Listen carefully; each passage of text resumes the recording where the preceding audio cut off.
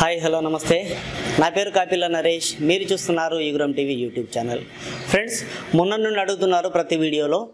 Group 4 కు సంబంధించినటువంటి exam అయిపోయింది రిజల్ట్స్ వచ్చినాయి మెరిట్ లిస్ట్ చూసుకున్నాం మా ర్యాంక్ తెలిసింది నెక్స్ట్ ప్రాసెస్ ఏంటి అసలు నెక్స్ట్ మళ్ళీ ఏం జరగబోతుంది ఇప్పుడు నెక్స్ట్ ఏం ఉండబోతుంది అని చాలా మందికి డౌట్ గా ఉంది మీ సందేహాలన్నింటికి ఒక కన్క్లూజన్ వచ్చేలా వీటన్నింటికి సంబంధించినటువంటి టోటల్ డీటెయిల్స్ నియామకాలు ఏ విధంగా సాగుతాయి నెక్స్ట్ ప్రాసెస్ ఏంది అనే దాని గురించి ఈ వీడియోలో మాట్లాడుకుందాం పూర్తిగా అర్థమయ్యేలా ఈ వీడియోలో తెలుసుకుందాం ఈ వీడియోని చివరి దాకా చూడండి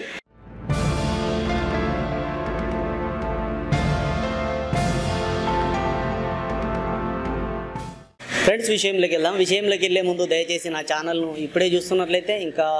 సబ్స్క్రైబ్ చేసుకోకపోతే దయచేసి సబ్స్క్రైబ్ చేసుకోండి ఇలాంటి ఉద్యోగాలకు సంబంధించి నోటిఫికేషన్లకు సంబంధించి విద్యా ఉద్యోగ సమాచారంకు సంబంధించిన ఎలాంటి అప్డేట్ ఉన్నా నేను మీ ముందుకు తీసుకొచ్చే ప్రయత్నం చేస్తాను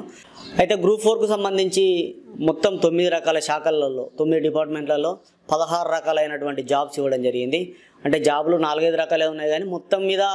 సంఖ్య వచ్చేసి 16 ఉన్నాయి మొత్తం ఈ 16 రకాల జాబులలో మీరు ఏ జాబ్ను కోరుకుంటారు ఏ జిల్లాలో కోరుకుంటారు వాళ్ళు తెలుసుకోవడానికి వెబ్ ఆప్షన్లు ఇవ్వమని అడుగుతారు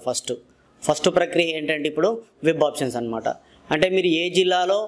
ఏ పోస్టుకు ప్రియారిటీ ఇస్తారు అనేది వెబ్ ఆప్షన్ ద్వారా తెలియజేయాలి ఫస్ట్ ప్రాసెస్ సెకండ్ ప్రాసెస్ ఏంటంటే ఆ వెబ్ ఆప్షన్లు తెలియజేసినటువంటి అందరి క్యాండిడేట్ల లిస్ట్ అవుట్ చేసి అందులో నుంచి 1:2 ఒక జాబ్కి 2 చొప్పున సర్టిఫికేట్ వెరిఫికేషన్కు పిలుస్తారు ప్రతి కమ్యూనిటీ నుండి ప్రతి రిజర్వేషన్ నుండి మీకు సంబంధించినటువంటి జాబ్స్ అండ్ ఆ జిల్లాలో ఉండేటువంటి వేకెన్సీస్ను బట్టి 1:2 సర్టిఫికేట్ వెరిఫికేషన్కు పిలుస్తారు ఈ సర్టిఫికేట్ వెరిఫికేషన్కు పిలిచిన తర్వాత మూడో స్టెప్ ఏం చేస్తారంటే సర్టిఫికేట్ వెరిఫికేషన్కి వెళ్ళినటువంటి అందరూ ఎవరైతే పాస్ అవుతారో పాస్ అయిన వాళ్ళందరికీ మళ్ళీ మీకు కంప్యూటర్ టెస్ట్ ఉంది చూసారా కంప్యూటర్ ప్రొఫిషియన్సీ టెస్ట్ అనేది కేవలము మీకు మీ సామర్థ్యాన్ని నిర్ధారించడానికి మాత్రమే క్వాలిఫై కోసమే అర్ధగంట టైం ఉంటుంది 50 మార్కులు ఉంటాయి చాలా తక్కువ మార్కులకు క్వాలిఫై కావాల్సి ఉంటుంది అది ఏ విధంగా చేయాలి మనకు ఏమేమి అడుగుతాడు MS Excel word power point and ఇంటర్నెట్లో ఈ 4 అంశాల గురించి అడుగుతాడు ఏమేమి ఉంటాయి అన్న దాని గురించి సపరేట్గా ఒక వీడియో తయారు చేసుకుందాం మనం దానికి సంబంధించిన సపరేట్ వీడియోలో దాని గురించి తెలుసుకుందాం ఓకేనా ఈ 3 ప్రక్రియలలో మొదట జరిగేది వెబ్ ఆప్షన్స్ ఈ వెబ్ ఆప్షన్స్ అనేవి మీరు గ్రూప్ 4 కు సంబంధించినటువంటి ఎన్ని జాబులు ఉన్నాయో ఆ జాబులలో మీరు ఏ జాబ్కు ఫస్ట్ ప్రియారిటీ ఇస్తున్నారు ఏ జాబ్కు సెకండ్ ప్రియారిటీ ఇస్తున్నారు అనేది అడుగుతాడు కాబట్టి ఆప్షన్స్ పెట్టేటప్పుడు జాగ్రత్తగా అన్ని జాబ్లకు ఆప్షన్స్ పెట్టండి మీకు బాగా నచ్చింది ఫస్ట్ తర్వాత నచ్చింది సెకండ్ థర్డ్ ఫోర్త్ ఈ విధంగా ఆప్షన్స్ ఇచ్చుకుంటూ పోండి అండ్ మీరు చేసే తప్పెక్కడ అంటే ఇప్పుడు మొన్న జూనియర్ పంచాయతీ కార్యదర్శి నియామకాలలో అబ్జర్వ్ చేసిన విషయంని బట్టి చెప్తున్నాను నేను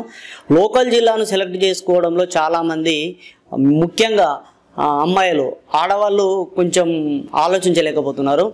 అయితే మీరు చదివినటువంటి జిల్లాను మాత్రమే లోకల్ జిల్లాగా పరిగణిస్తూ ఏదైతే 4 సంవత్సరాల కంటే ఎక్కువగా ఏ జిల్లాలో అయితే మీరు చదువుకుంటారో ఆ జిల్లాని లోకల్ జిల్లాగా పరిగణిస్తూ ఆ జిల్లానే మీరు ఫస్ట్ ప్రాధాన్యత ఇవ్వండి మీ లోకల్ జిల్లాగా అంతేగాని ఒక జిల్లాలో చదువుకొని ఇంకో జిల్లాకు పెళ్ళై వెళ్ళిపోతే మీరు గత 10 సంవత్సరాలు అయితే నాకు పెళ్ళై 10 సంవత్సరాల నుంచి ఇక్కడనే ఉంటున్నా కదా అని చెప్పేసి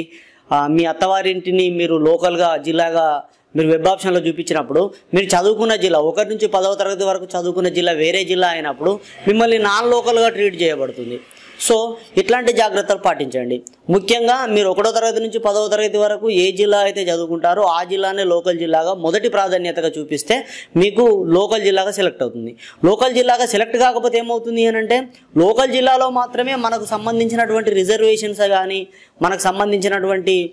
హక్కులు కానీ మనకు అందించబడతాయి హక్కులు అంటే ఇవే రిజర్వేషన్స్ మొత్తం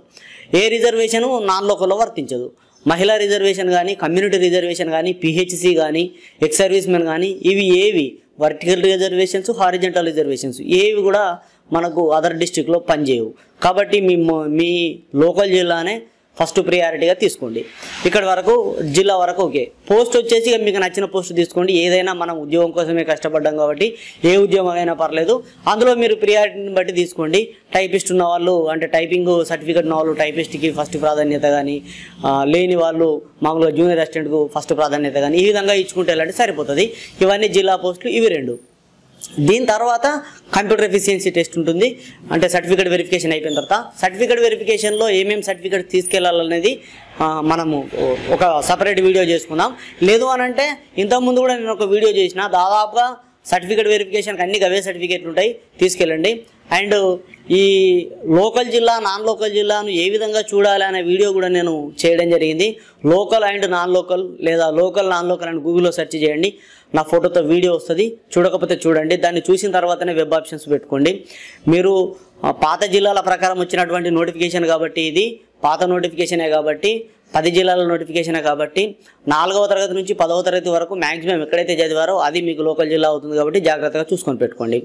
అర్థమైంది కదా? గ్రూప్ 4లో నెక్స్ట్ జరిగే ప్రాసెస్ ఏంటి? ఫస్ట్ వెబ్ ఆప్షన్స్ పెట్టుకుంటాం, దాని తర్వాత సర్టిఫికేట్ వెరిఫికేషన్ అవుతుంది, దాని తర్వాత కంప్యూటర్ ఎఫిషియన్సీ టెస్ట్ జరుగుతుంది, దాని తర్వాత 1:1 సెలక్షన్ లిస్ట్ వస్తుంది. అప్పుడు 1:1 సెలక్షన్ లిస్ట్లో మీకు ఆర్డర్ కాపీలు ఇవ్వడం జరుగుతుంది. ఆర్డర్ కాపీలు ఇస్తే మీరు మీ పాయింట్కి వెళ్ళి జాయిన్ అవ్వడం జరుగుతుంది. ఇది జరిగేటువంటి ప్రాసెస్. ఇదండి ప్రాసెస్. వీడియో నచ్చితే లైక్ చేయండి, నచ్చకపోతే డిస్లైక్ చేయండి. ఇది యూస్ఫుల్ కాబట్టి మీ ఫ్రెండ్స్ అందరికీ